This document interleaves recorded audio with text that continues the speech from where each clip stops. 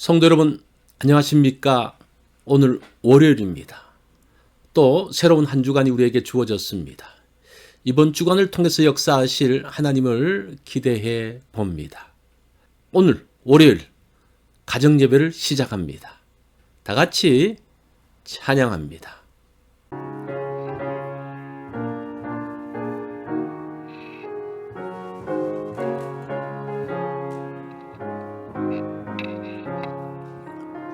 어두운 후에 빛이 오며 바람 분 후에 잔잔하고 소나기 후에 햇빛 나며 수고한 후에 쉼이 있네. 연약한 후에 강건하며 애통한 후에 위로받고 시불난 후에 의심 있고 씨 뿌린 후에 추수하네. 괴로운 후에 평안 있고 슬퍼한 후에 기쁨 있고 멀어진 후에 가까우며 고독한 후에 친구 있네. 고생한 후에 기쁨 있고 십자가 후에 영광 있고 죽음 후에 영생하리. 이러한 노가 진리로다.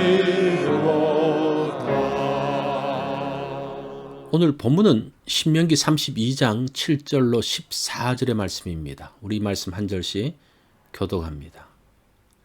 옛날을 기억하라. 역사의 연대를 생각하라. 내 아버지에게 물으라. 그가 내게 설명할 것이요 내 어른들에게 물으라. 그들이 내게 말하리로다.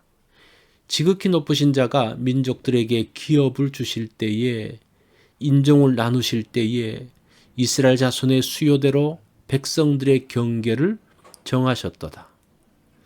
여호와의 분깃은 자기 백성이라. 야곱은 그가 택하신 기업이로다.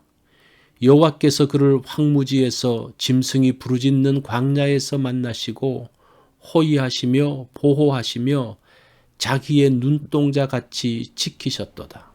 마치 독수리가 자기의 보금자리를 어지럽게 하며 자기의 새끼 위에 너풀거리며 그의 날개를 펴서 새끼를 받으며 그의 날개 위에 그것을 엎는 것 같이 여호와께서 홀로 그를 인도하셨고 그와 함께한 다른 신이 없었도다. 여호와께서 그가 땅의 높은 곳을 타고 다니게 하시며 밭의 소산을 먹게 하시며 반석에서 꿀을 굳은 반석에서 기름을 빨게 하시며 소의 엉긴 젖과 양의 젖과 어린 양의 기름과 바산에서 난 숫양과 염소와 지극히 아름다운 밀을 먹이시며 또 포도즙에 붉은 술을 마시게 하셨도다. 아멘. 오늘 말씀의 제목은 어지럽혀진 보금자리입니다. 보금자리가 어지럽혀지면 문제가 생깁니다. 보금자리를 통한 평안이 사라집니다. 더 이상 쉴 곳이 없어지게 되죠. 가장의 수고는 보금자리를 지키기 위함입니다. 우리의 기도 제목 역시 가정의 보금자리를 지키는 것입니다. 보금자리를 지키는 것은 자녀들을 지키는 것입니다. 11절로 12절을 보면 마치 독수리가 자기의 보금자리를 어지럽게 하며 자기의 새끼 위에 너풀거리며 그의 날개를 펴서 새끼를 받으며 그의 날개 위에 그것을 엎는 것 같이 여호와께서 홀로 그를 인도하셨고, 하나님께서 이스라엘 백성을 지키십니다. 짐승이 부르짖는 광야에서 호위하시며 보호하셨습니다. 자기 눈동자같이 지키셨다라고 말씀합니다. 그런 보금자리를 어지럽게 하십니다. 이스라엘을 지키기 위한 하나님의 특별한 방법입니다. 오늘 말씀을 보면 독수리 비유를 통해서 그것을 설명을 합니다. 독수리는 태어나면서부터 새들의 왕이 된 것이 아닙니다. 새끼 독수리가 강한 독수리가 되는 과정이 있습니다. 훈련을 통하여 강인한 독수리로 만들어집니다. 독수리는 새끼를 낳기 전에 보금자리를 만듭니다. 절벽 높은 곳에 가시로 둥지를 만듭니다. 다른 짐승이 접근하지 못하게 하기 위함이죠. 가시둥지 위에 나뭇가지를 놓고 그 위에 짚을 올립니다. 독수리가 잡아온 토끼 가죽을 맨 위에 올려놓습니다. 그러면 아주 안락한 보금자리가 됩니다. 그곳에 새끼 독수리를 낳습니다. 새끼 독수리가 자라기까지 지켜주고 먹을 것을 다 제공합니다.